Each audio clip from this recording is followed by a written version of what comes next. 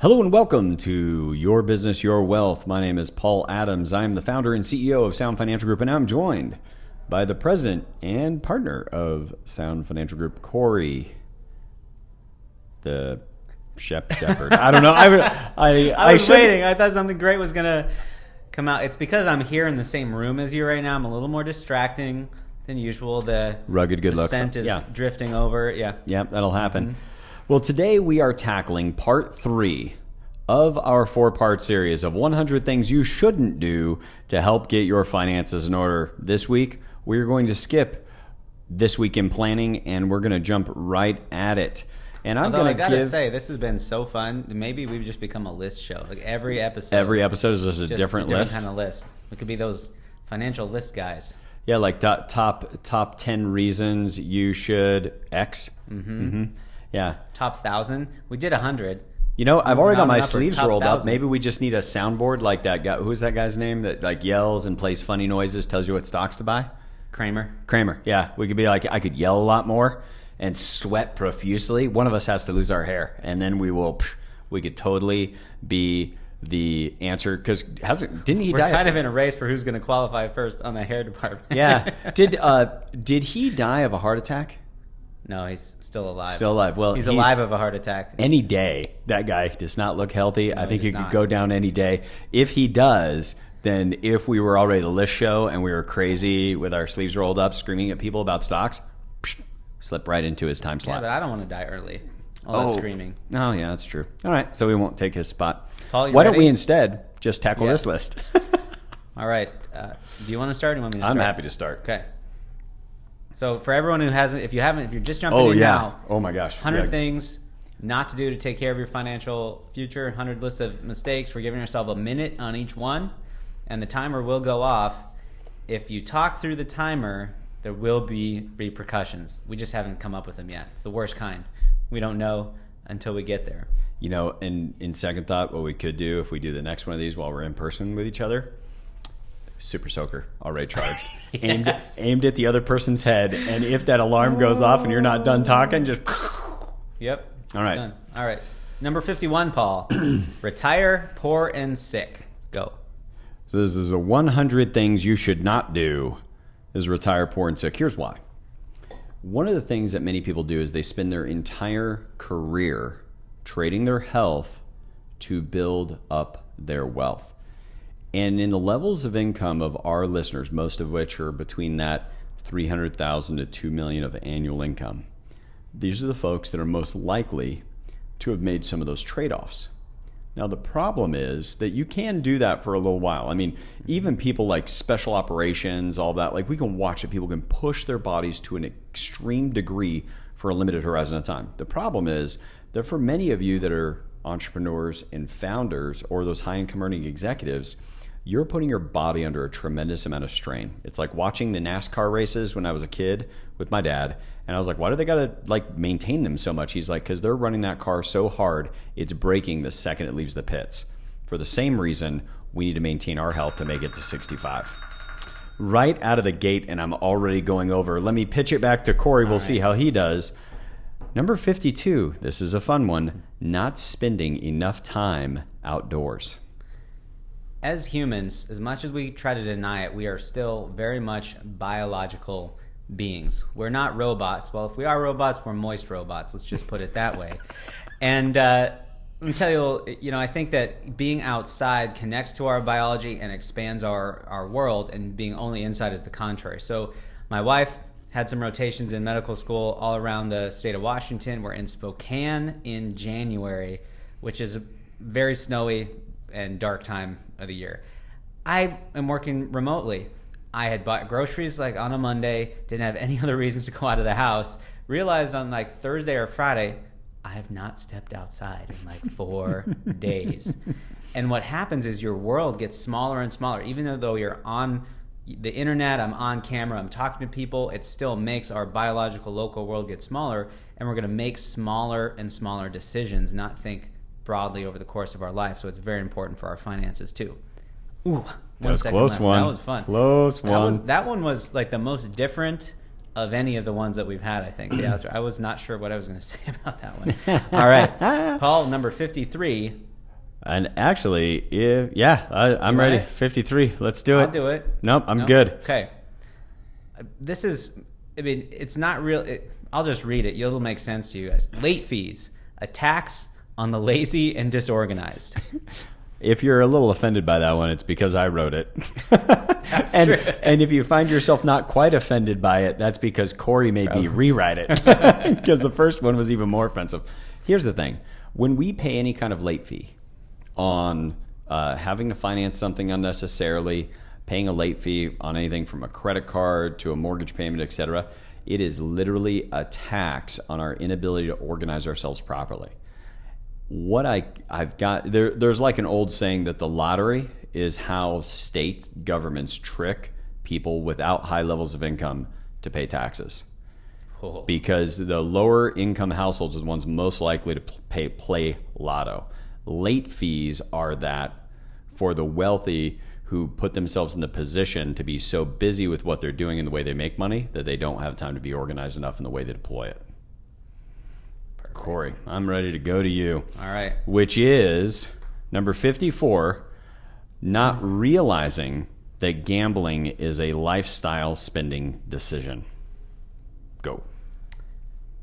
If you think you are better than everyone else, you are wrong. If you're playing at a casino and you think that you can beat them at their game in their house under their rules, you're wrong. So we're never going to put enough money on the table to meaningfully change our life. Like if you win big at a casino, you're probably not winning big enough that you never have to work another day in your life. So that's never going to make that difference. So just think about it as entertainment. Think about it as lifestyle spending. Instead of going to the movies, go with however much money you would have spent that night and walk away when that money is gone. Because any other way of looking at it is just playing further into the casino's game, even more guaranteeing that it's going to go the way that they want it to go. Anything you want to say about that? So good. As evidence that you're wrong is the size of the building all those little slot machines are in. That's how you know for sure. They've been around for a long time. They've been there a while, long enough to build that building, keep it maintained. That's how you know you're not going to win. All right. All right, Paul. 55. Buying individual stocks. Go. Here's the easiest way I would have you think about the difference between buying an individual stock and buying an academically allocated, globally diversified portfolio. Think about a cruise ship and a jet ski. The jet ski, in theory, can move more quickly. The trouble is the jet ski is going to have a real tough time, and its passenger, during rough seas. Or getting your whole family in the same place at the same time. Yeah, that's right. Yep, it's a hard time to get the entire thing. Because number one, buying an individual stock is guaranteed to increase your cognitive load, thereby likely decreasing your capacity to earn the amount of income that you'd hope to in the first place. Part one. Part two, it's going to have far more volatility. Part three, you cannot outguess the market. As a result, you almost certainly are likely to underperform the market, not necessarily because the stock is going to outperform the market, but when you enter and exit that stock or go into the next one, will underperform the market. Ooh, just barely. Love it. All right. So, Cory, let's say go to allow. Oh, right on the same spool of dealing with individual stocks. Allow your employer stock to make up more than $100,000 or 10% of your net worth, whichever is higher. Go. So, MCI WorldCom, Enron, these are great examples from the last couple decades of people who have had, these were companies that everyone loved, everyone thought was going to do nothing but good things for forever, and employees had the bulk of their wealth invested just in those company stocks. Now, here's the problem with your company stock. It's twice as risky as any other individual stock you could buy, because not only is your wealth dependent on the up and down of that stock, but so is your income. Meaning, just the moment when your wealth drops down because of some kind of bad news from the company, just became a more likely time that your income is also up for grabs. So anytime someone, has a great company that they work for, it's like the win is that you get some shares at a reduced price and you get some great income, but let's immediately start diversifying that, because by definition your risk is much higher in that stock. 1 second left. Man, Cory is on it today. I love how much we're getting into this. I know. I just want to keep going. The timer. I'm thinking maybe I need a timer for other things in my life that might have me more excited about doing them. Do you want to do a 2 in a row? I was thinking a 2 in a row. Okay. 2 in a row. I am queued up. Do you want to tell them what they are first? Whoa. Oh, I didn't need to do Tiger. 4 minutes. 2 minutes. Okay. So number 57 and 58. 57 is think that a down market equals losses, and 58 is think that an up market equals wins. Go. All right. So this goes back to a little bit about the idea of volatility. The more volatile a portfolio is, as long as we have allocated ourselves in a way that we're only taking compensated risks. You can take all kinds of risks and not be compensated for them. That's not what I'm talking about here. If you have a portfolio built where you're only taking compensated risks, meaning you're embracing some amount of additional volatility, but academic research shows us that you're also likely to have a correlated positive potential outcome. The golfing metaphor for this is we use a driver, we take additional risk off the tee that we could knock it into the woods on either side of the course, but we pick up the potential to hit it further down the fairway. Take the same golf club and head into a biker bar, find the biggest Hells Angels you can, and hit him with the club. You just took way more risk than you were taking on the golf course. Zero chance of a positive correlated outcome to other people having done the same thing. This is the deal. With your investments, they are going to go up and they are going to go down. And they're going to do that lots and lots and lots of times over a, say, 40 to 70 year long investing career. If you start investing when you're 22 and you and your spouse are likely to be alive until your 90s, it's a long investing timeline. There's going to be a lot of downs in the market. So to get confused by the idea that an up market means you are quote unquote winning in the moment, or that a down market means you're losing in the moment, is a misnomer. We have to see what is our path and are our current financial decisions solving for the future state that we want to have. And I will yield the remainder of my time to Cory Shepard, which is a fun one. This is a fun one. I'm excited. Many of you may not know this, but Cory is a bit of a foodie. Loves wine, loves food. If you're in any restaurant, or any city in the country just about, Cory seems like he can tell you a wonderful restaurant to eat at in that city. We'll have to do an episode on that one. Well, it's like Quiz Cory. Quiz Cory about restaurants in different cities. So in the theme of 100 things you shouldn't do to help get your finances in order, Cory, would you please tell us why we don't want people thinking wine is a liquid asset? Paul, did you hear about the guy who insured his cigar collection?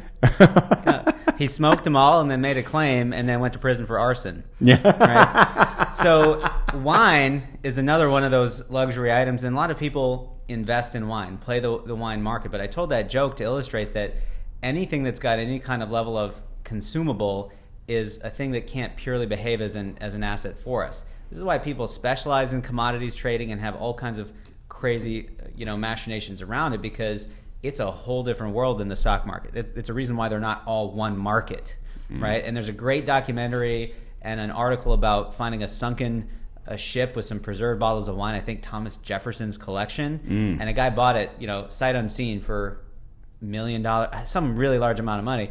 Opened one up to drink it, and it was the worst thing ever. It spoiled. So there's no guarantee that kind of asset is going to continue to be helpful to you, and it just doesn't function in the same way as the free flow of stocks and bonds that we have in our market. Well, bonds aren't always a liquid asset either. I noticed you didn't start the timer, Paul, so I'm just having fun with this one. What do I do now? Yeah. Like just start it at 1 minute and hope you end at some point? At some point. No, I'll just wrap it up. So remember, anything that's a consumable is not necessarily going to work for you, and especially, like, I don't know anyone who's bought wine to invest in it that didn't already love drinking wine. And so by definition, that's part of our lifestyle, and anything that's part of our lifestyle can be an asset for us, because money isn't math, it's math plus human behavior. We're moist robots.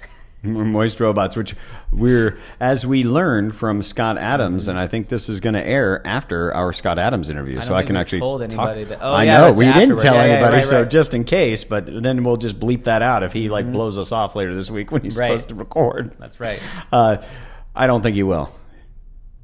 He's a man of integrity. Man of integrity. He is committed to being on the show. With that, why don't I I've got a little riff I want to do on your wine is a liquid asset, and I'll go right into the credit score. Since we didn't start the timer. We'll start it this time. Ready and go. All right. This is number 60, not knowing your credit score. Here's the thing. You need to know what your credit score is. Why? Because what people don't realize is part of your human capital in the marketplace is your identity. Your credit score is an institutionalized portion of your overall identity. In this case, what is the likelihood that you will repay money that somebody lends you? That's all this means. So that's it. Know your credit score. If you don't know it right now for you and your spouse, there are more than enough resources you can go to. Go freecreditreport.com. You can get it for free. You should do that at least once a year. To piggyback on your wine as a liquid asset, what I find is that people end up wanting to call something an asset that they want to put money into anyway. It's an investment.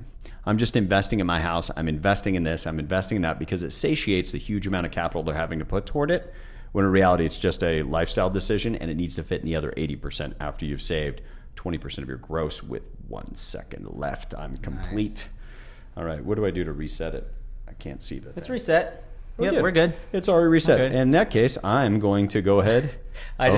Everyone just noticed me doing my miser trigger, right? My hair just started getting up. I'm like, why is he messing with this? Would you just, for our audience that's watching the video of our show, I'm going to do it for the next one because I'm going to get wildly opinionated about this one. Perfect. And I'm going to get crazy. So the key is that we've noticed for Cory, so you guys can see it, is the higher his temperature gets about something, more passionate he is, or if he's just had a very frustrating day, the height of Cory's hair, like Heat Miser from the...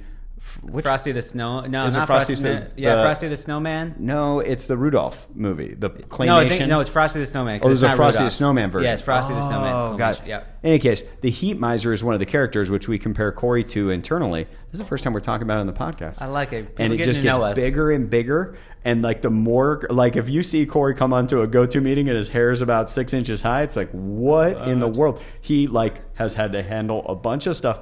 And by the way, unlike me, I'll come onto a meeting a little agitated, and it's because I may have just agitated somebody else.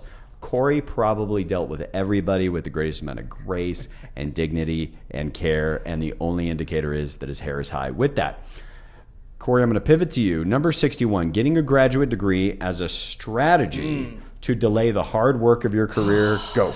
Okay, so guys, I can't even. So I came out of college during the lost decade, where a lot of folks said it's not worth trying to get a job. I'm just going to go back to school. But they didn't say it that way. They said it in like, oh, I really want to do X, Y, Z. No thinking about how it's actually going to increase their earning potential, increase their career path. It's safer to just go back to school than actually have to try hard. So if you're in business and you're going to go get an MBA because you think that's the thing you need to get you further on in your career, if you are paying for it yourself, then you're wrong. Meaning, if you're going to get an MBA and it's going to be worthwhile in your career, you should already have a company that's willing to pay for it for you. Otherwise, you're just making a long-term bet. You're speculating on your future instead of investing. Make someone else pay for it. That's how you prove that you're on the right track, because they want you to get it to be more valuable. With that, I'm going to calm the hair down. Calm the hair down. And you got it done with a second left. Including calming time. Yeah. Including demisering. Yeah, demisering yourself. I love it. I haven't never thought about it as demisering, but I do like it. All right, Paul. I'm ready. 62. Miss out on your employer match. Okay. I'm going to start with the fact that we have seen people who have been with an employer for some period of time, and then they heard somewhere from someone that it was not a good idea to just simply put so much money into tax-deductible savings. Something, by the way, that we also say. That you need to at least reflect on how you're going to exit from all this money you took out pre-tax, and now you're going to count on taking it out at what may even be a higher tax rate in your old age. And we've had people hear that even on this podcast and just turn off their 401k And then they come back to us later like, why in the world did you do that? And they say, well, because I heard that it wasn't a good idea to keep so much in the... So here's the thing. Number one, first and foremost, something Cory and I talked about ahead of recording today, is that you shouldn't just listen to anything that we say here without tailoring it to your specific situation, either with your already existing financial coach or with our coaching. Because without taking into context your financial life, you could get into trouble and be inefficient. Second is, there are times early on in life, perhaps if you don't have an emergency fund yet, you don't have just some liquidity, that it may make sense to go through a period of time where you don't take advantage of your match because you need to just get some cushion on your personal balance sheet first. Because nothing's worse than getting the match, putting your money in 401k, than having to take it out with penalties and taxes. There are times you don't want to put in, but for all the rest of the time, get that full employer match, because at a minimum, even if taxes are higher in the future, perhaps your employer's match will be what pays your taxes in old age. And I break even on that. Well, you went long because the timer didn't even start in the first place. You got a very wise man, round. Just like, bonus 10 seconds. So, Cory. Yep. Putting your kids' education above your own retirement. Oh, and start the... This is a good kid-related one for me to do, kind of as a third party, like dispassionate. I'm not in the fray yet. So this is what I tell parents all the time. It's kind of like a joke in our meetings. I say it with a smile. Would your kid take this deal? Honey, we're going to pay 100% of your college. You don't have to worry about a thing. But when we're 80, we're going to be living with you. And most kids, even if they're 16, they've got enough forward thinking to say, no, I probably don't want that to be the case. Now, I'm not saying that's guaranteed to happen for anybody, but it's like the airline message. Put the mask on yourself before you're helping other people. Let's put enough away to make sure your future is taken care of. And then for anything, whether it's kids' education or anything else, let's make that decision after we know that our future is secured. Number 64, get married without talking about your money. So this is a recurring theme on the podcast, and for those clients that are working with us, is that it's so normal for people not to talk about money. And it's even more normal to not talk about it before you get married. Like, for instance, who is planning on being the primary breadwinner?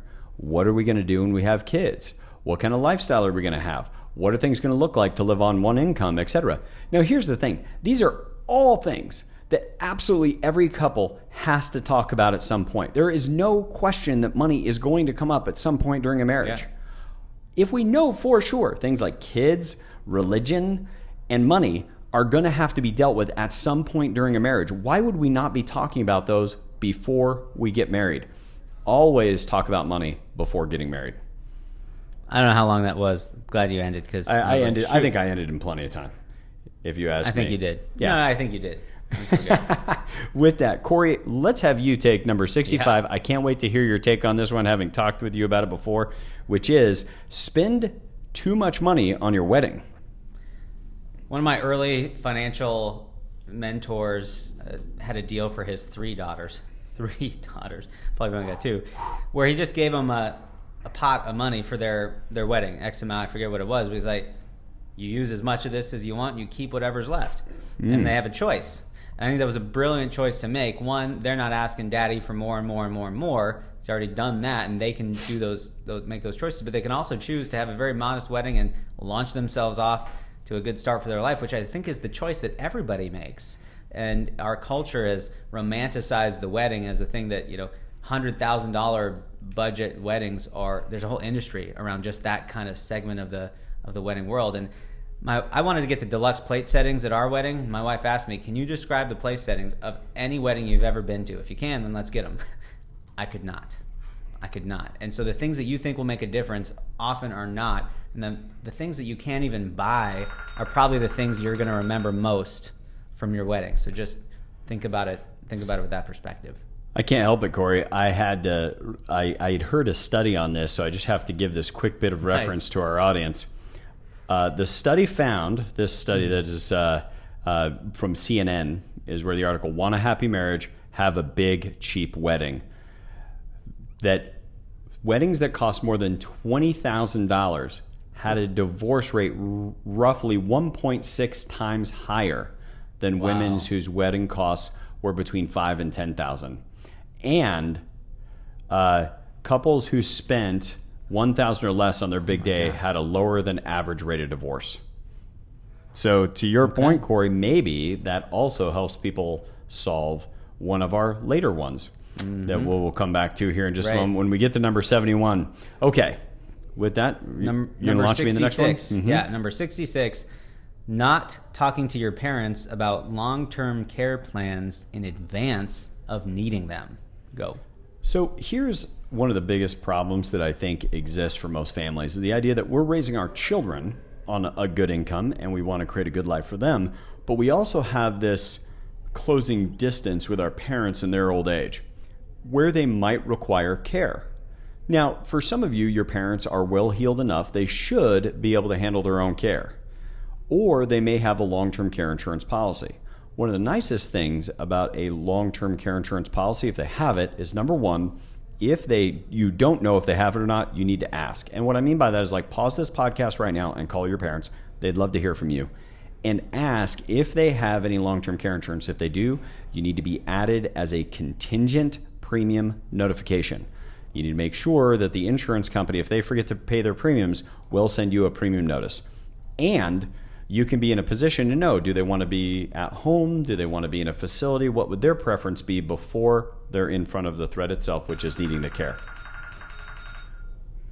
I hit the buzzer. My apologies. No problem. I hope everybody heard it and that ring was like the ring of my shame for having gone over. Okay. Or the ring that caused them to call their parents to talk about long-term care plans. That's exactly right, which is number 67. Cory, would you say why it is people may not want to replace their car too soon? Oh, well, lots of reasons. We've talked about some of these concepts, like a car is a depreciating asset, a lifestyle luxury once experience becomes a necessity. Once I experienced a backup camera for the first time, there was no going back. And so we ask ourselves always, like, am I fearing losing this thing? Is this the thing that I needed to make my life perfect? How was I doing before I had this thing?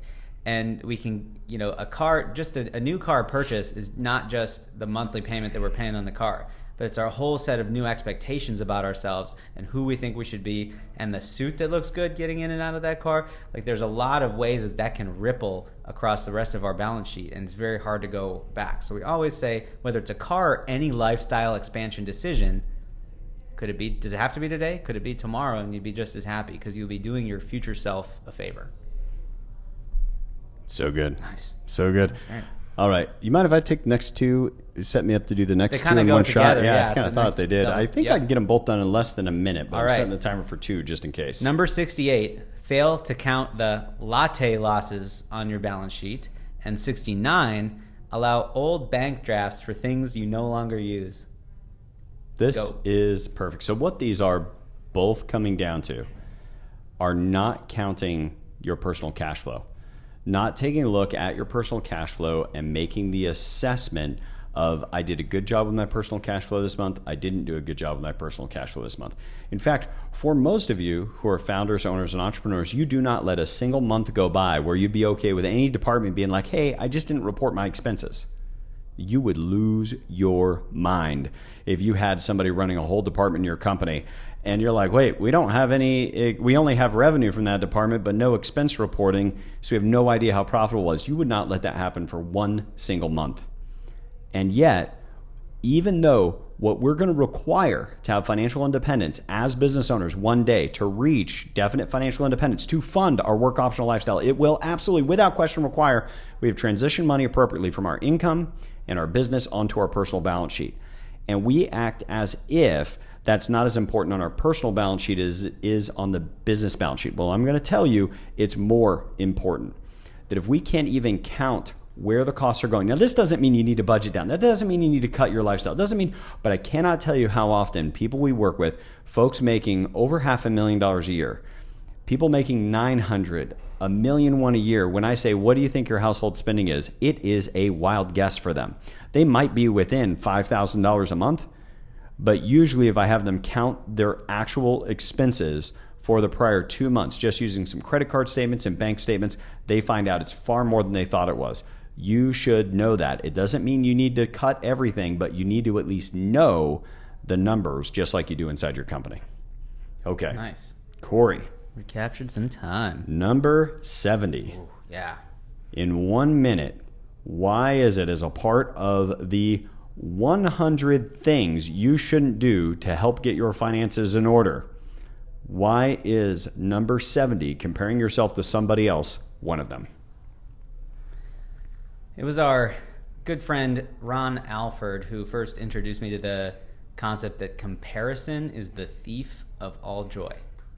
And the way that I think about it is we got so many people in the world and we've got so much access to finding them via the internet that you're always going to be able to find someone who's done it better than you, had more than you, compares favorably to you. Even the Bill Gates or Warren Buffett, whoever's the richest man in the world at any one point in time, is going to find someone else that they can see has more of something than them. It's always gonna be there. And so in our financial life or in anything in life, cultivating contentment on our own journey is the thing to do. I want to tell you that you are in exactly the right place in your life now for where you need to be. You couldn't have done any better. Why? Because wouldn't you have? If you could have done something better yesterday to get you further than you would have, there's nothing that would have stopped you. So you're in exactly the right place in the right time, and you don't need to compare anybody to your situation. I had my finger hovered. I was trying to stop it for you, but you hadn't quite stopped talking. I know, You did have to bring it home. I'm glad that you did. It was worth it. It was worth it. All right, Paul. Get ready for Paul, just defensive enough Adams. Number 71. Everybody likes a little salt on their steak. That's true. Not a lot. Mm-hmm. A little pepper. Number 71, get divorced. Go. So here's the thing. Many of you listening right now, by statistical likelihood, have had a divorce. I had a divorce. Married when I was 19, divorced when I was 21. Here's the absolute bottom line. It is costly. Now, for some of you listening who've already gone through a divorce, you may look back at no longer being with that person, especially maybe a decade later, and you're looking at their situation versus your situation. You're like, thank goodness I got rid of them, or they got rid of me, or however you look at it. It may have been quote unquote worth it, all the cost. But I think that if one of the things we can do for those of you that may be single, that may be looking at the next marriage, or things are going really good right now with your spouse, is to realize that one of the biggest wealth destroyers we're going to bump into is a divorce, and to invest in your marriage in a way that you are protecting this enormously important asset that you have called the marriage. I didn't get nearly as offensive as I could have. But I think it's important. I think it's important that people just look at it, reflect, and invest in it just like any other asset. Yeah. That if you knew there was something that you could study for that would wipe out half your net worth, like it was anything, like, hey, at any given time, you may be given a test for your ability to drive. And if you don't do well enough on that test, lose your license forever. You lose half your net worth. Oh. That's the test. Would you be studying for that at least once a month? Once a day? Once a day, yeah. So maybe as a consideration, if we looked at needing to maintain our marriage with the same level of diligence that we might maintain that driver's license, if we knew there was going to be a test one day that wipe out half our net worth. For whatever that's worth, just a different way of looking at it, certainly not meaning to offend anybody, just something to add as a different way, an invitation, if you will, as a different way to look at it. Yeah. Okay, number 72. Not having an objective for money being put away for asset acquisition every month. Cory, go. It's the same reason why just having a budget doesn't work. If all we have is kind of a list that's saying, here's the things we don't want to do or don't want to go over, then we're focusing on the wrong thing. We need that spending plan. We need that acquisition plan. And if we don't give our money a job, then it's going to find its own job somewhere else. It's going to get into trouble. And so having that goal of X amount of money to put away every month, let's just start with 20% of our gross income, gives our money a job in advance. And as I like to say to a lot of clients, whether it's your paycheck, your first paycheck, or winning the lottery or an inheritance, we need a plan before it lands. So we need that plan before the paycheck's getting there of where some of that money is going to go to give us a constructive result.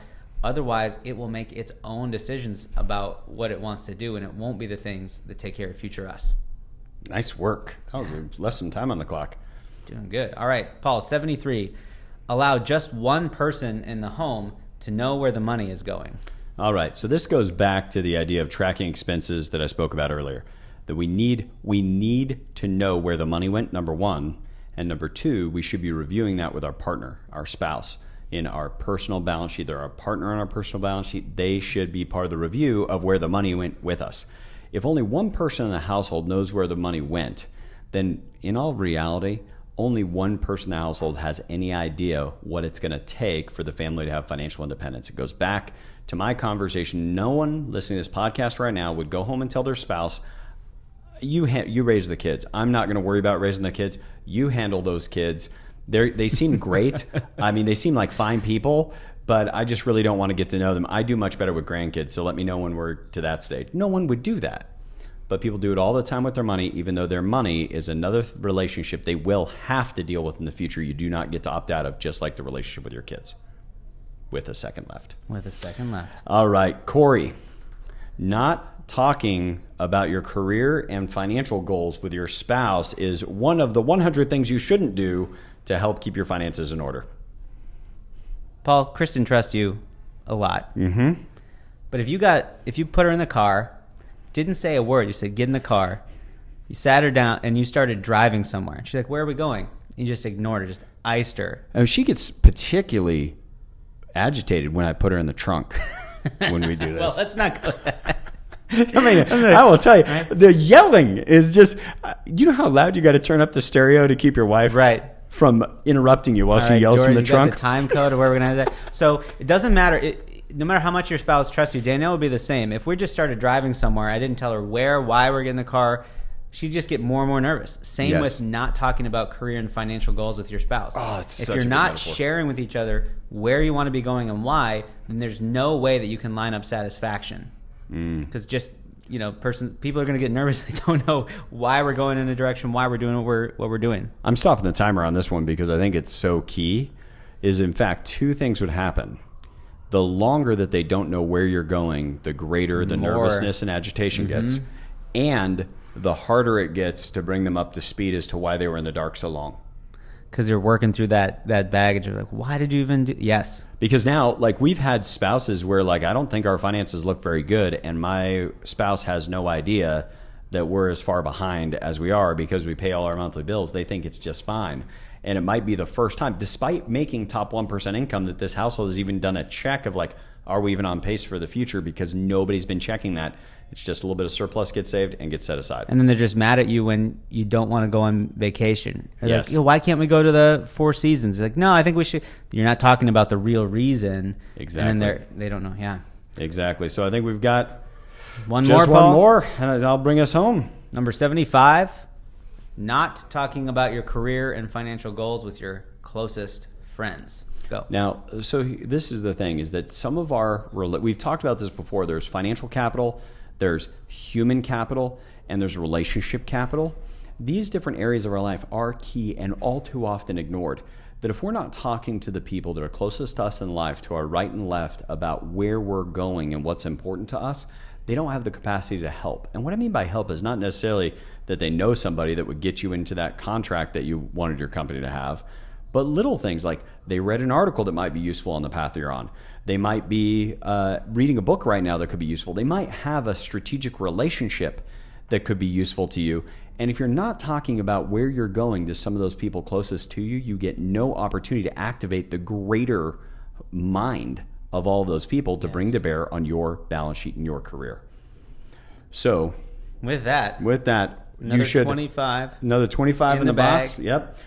What we should have had is that 75 and a half is not referring all your friends to listen to this podcast, because you need them to be in the financial future where you are, and not talking to them about money and not talking to them about your career and not at least absorbing similar material that you guys can chat about over beers or at the barbecue is a mistake. Absolutely forward this on to other people you care about. Also, don't forget, leave us a review. Anybody who gives us an honest review, take a screenshot of it, email it to info@sfgwa.com, or send it to Cory and I on LinkedIn. Just let us know that you did it. Show us the screenshot, and our team will send you out a copy of Sound Financial Advice or Cape Not Required or Clockwork. Just let us know your preference. And yeah, I just can't wait to hear you guys, have you guys back on for us to close out this series of 100 things you shouldn't do to help get your finances in order, because we hope that both this series and this episode was a contribution to you being able to design and build a good life.